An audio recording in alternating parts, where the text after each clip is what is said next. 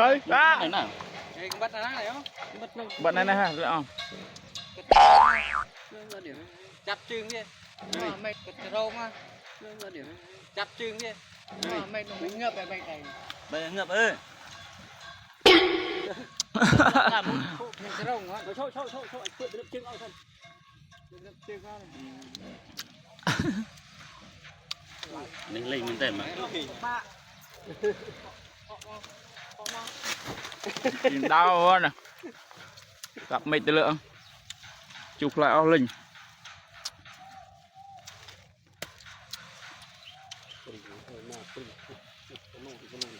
Cắt ở cái đò tích này.